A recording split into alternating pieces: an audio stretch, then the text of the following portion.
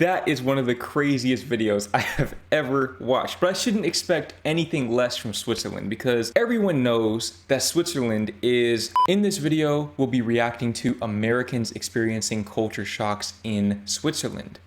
I'm an American who's been traveling the world for nearly 2 years.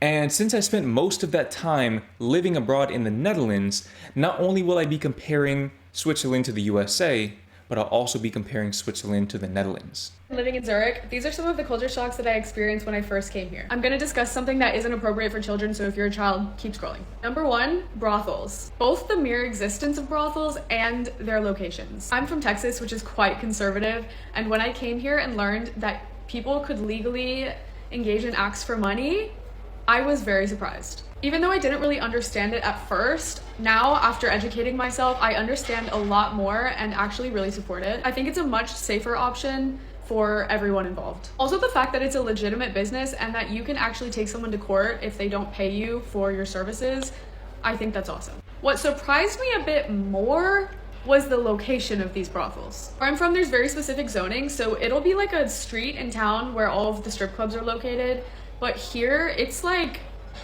it could be on the corner. I'm talking like next to a restaurant under some apartments, like just here. If anybody's interested in talking further about this, I'm happy to make a video because I find it very interesting. The second culture shock is noise, particularly honking your horn. Apparently there are a lot of situations in which it's illegal to honk your horn. Like for example, one time I went to go pick up my partner's little sister from school. I pulled right up and I did a and I got yelled at. Because apparently you're not allowed to use your horn unless you're warning someone of danger because it contributes to noise pollution. And you can even receive a fine for this. Number 3 are greetings and farewells. These particularly took me a long time to get used to. It's custom in Switzerland to give 3 kisses when you greet someone. Apparently for a while people thought I was rude because I didn't know this and I'm not kissing a stranger, we don't do that in the US. And apparently putting your hand out to shake their hand is very, very rude. So I definitely had to learn that one. Finally, we have the farewells. In the US, it's very normal to, if you're at a dinner party or a party, just time to go, just stand up, wave, maybe you hug the host and leave.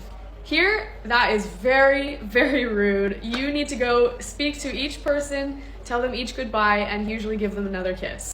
A lot of kissing. This was especially difficult for me to learn because I'm a huge fan of the Irish goodbye. So again, the first couple of months I was here, people thought I was very rude. Don't make the same mistakes I did. Okay, so she touched on some really fascinating points there. For starters, the brothels. So she mentioned that she is from Texas. I am also from Texas. The idea of legal escort services, we'll call them, is completely unfathomable for a Texan.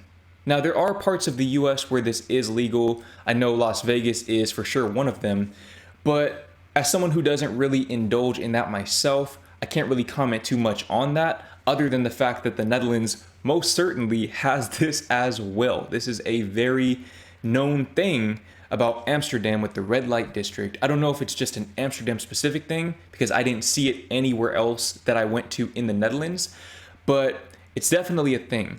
I'm actually pretty surprised that Switzerland has embraced this though, because it's my understanding, and by the way, correct me if I'm wrong in the comments, but it's my understanding that Switzerland is actually fairly conservative by European standards. Of course, it is much more progressive than the US can ever dream of being, but compared to a country like the Netherlands, for example, it definitely falls more on the conservative end of the spectrum.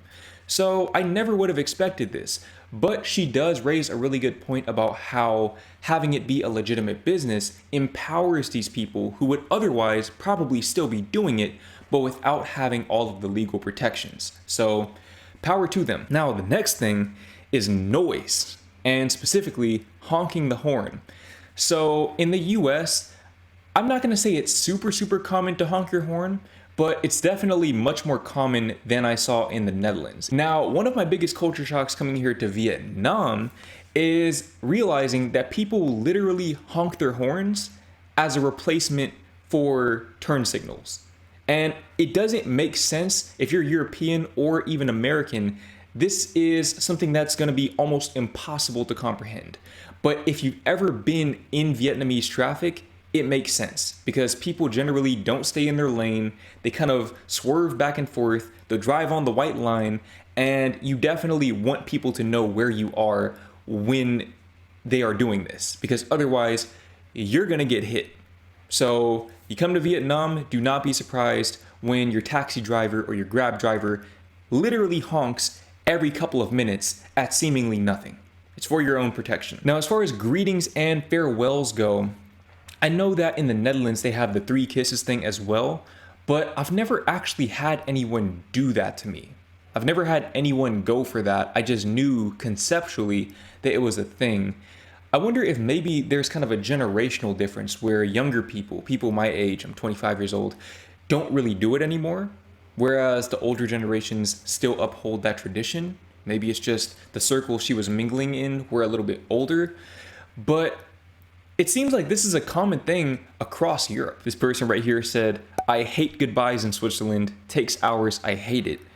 So I guess that is actually a thing. I feel like in European countries, there are a lot more social norms that people adhere to in the context of group gatherings. I don't know this to be a thing in the Netherlands, but it very well might be. Granted, I never really go to social gatherings, so I guess I'm not the most qualified to comment on that. If you're Dutch or if you're familiar with Dutch culture in that way, then please enlighten me in the comments. This person right here said, "In my Swiss community, 3 kisses with friends have gone after COVID, replaced by hugs. I like it better." If you're Swiss, comment below which one you prefer. If you prefer the 3 kisses, you prefer the tradition behind that, or if you prefer the hugs. So I'm currently in Geneva, Switzerland, and as a seasoned New Yorker, I was like, I heard that the prices here are crazy, but I'm from New York. Like, it surely can't be that bad. I'm used to it. Like, right? But this country, this city will absolutely humble you. Because tell me why I went to a laundromat this morning and I got my Trader Joe's tote bag full of laundry. Okay, it's like a small load. Okay, like we're talking your regular Trader Joe's tote. You know what I'm saying?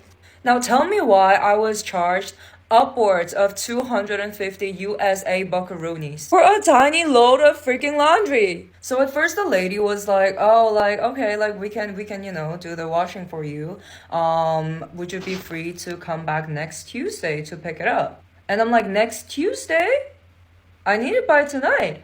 And then the lady was like, "Oh, okay, that can be done. Like, we're just gonna have to charge you the express fee." And I was like, I really need some underwear, and at this point, like, I feel like I was kind of out of options. So I was like, "Yes, bring it on.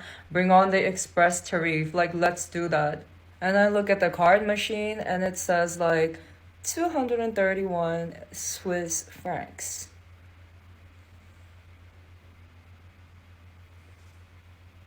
I'm telling you, if you think you're used to like ridiculous prices in New York, like, or like wherever else, like high price city you were living in, Geneva will humble the F out of you. I think I'm gonna eat yogurt for breakfast. I meant for dinner. I don't know if I will ever get over that shock. That is one of the craziest videos I have ever watched, but I shouldn't expect anything less from Switzerland because everyone knows that Switzerland is one of the most expensive countries, if not the most expensive country in the whole entire world, not even just in Europe.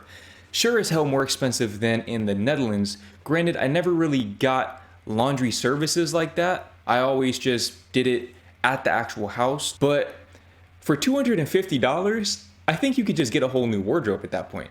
I know my wardrobe is probably just under $250 or $300. So depending on how often you're going to utilize that service, honestly, it's better to just re-up on new clothes every other week. Now, New York is crazy as well. I was in New York earlier this year with my girlfriend, and I paid $71 for 2 hours of parking. I also paid $71 for 2 large vegan pizzas. They were large, they were vegan, but $71 is absolutely filthy. New York definitely does not get a pass in this regard. Now, the difference is, personally, based on the 22 hours I spent in Zurich and the maybe 5 days in total I've spent in New York in my lifetime, I find Switzerland to be a more pleasant place to be. So for the price, I feel like you get more bang for your buck. This person right here said, I'd hand wash in my shower. I'm a farm girl from the 1892 now. Honestly, I am with her on that. I'm gonna just keep my clothes on when I go in the shower if the prices are $250. I'm keeping my clothes on in the shower and I'm killing two birds with one stone, because there's just no way. There's no way. This person right here agrees. They said they were scamming you because there's no way it was $250. If you're Swiss, I need some insight from you, because I did notice again that the prices were pretty high in Zurich for the groceries that I got, for the hotel that I stayed at. I spent probably upwards of $150 in those 22 hours. And that was about as cheap as I could go. That's me eating maybe a pretzel and some strawberries for dinner that night and staying in a hotel where you literally check yourself in with a computer. But you get what you pay for. Switzerland is world class in terms of infrastructure, in terms of quality of life. But then again, so is the Netherlands.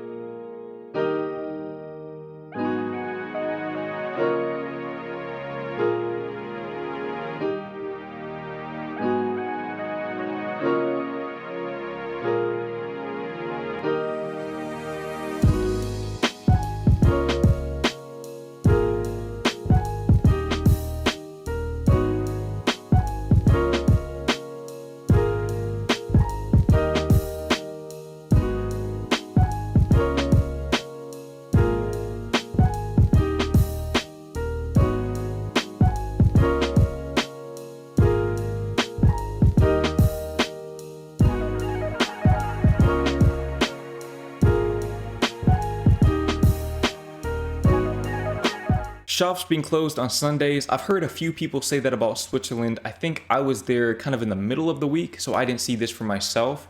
But I found this to not be the case in the Netherlands, which really surprised me because it seems like most European countries adhere to this idea that shops should be closed on Sundays.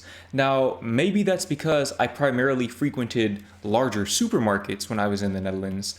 But in my experience, being in small Dutch towns, so we're not talking Amsterdam or Rotterdam or any of the larger cities, we're talking about Kaatsheuvel, Fasen, so on and so forth. Small villages. I never recall not being able to go to the store on Sundays.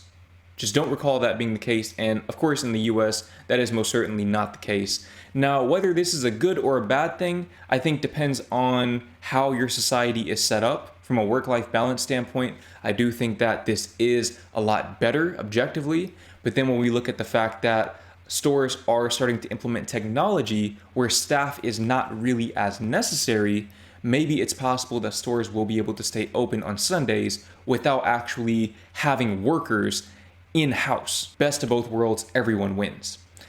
And with Switzerland being one of the best countries for infrastructure overall and being a very innovative country, I can see them being at the forefront of that movement along with the Netherlands. Now, speaking of infrastructure, I only rode the train in Switzerland twice, but it was memorable.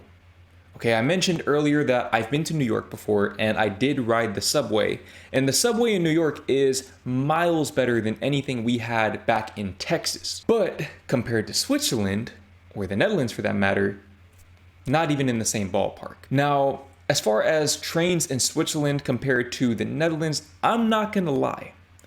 Switzerland takes the cake on this one, but it's closer than you would think. Okay, Swiss trains are phenomenal. Literally, I didn't even know the train was moving for the first 10 to 15 seconds until we got out of that tunnel and I realized, oh, we're actually moving. In the Netherlands, the trains are also very good. They're much closer to the Swiss trains in quality than they are to the New York trains. But I do feel like the Swiss trains are a little more upscale. Now, that might also be because I inadvertently went into the first class car, which I didn't know was a thing in my defense. So forgive me for that one, Switzerland. But from what I saw, the trains were just much, much nicer than anything I'd ever experienced. And then when I went on the Dutch trains, they were the clear second out of any train that I've been on before or since.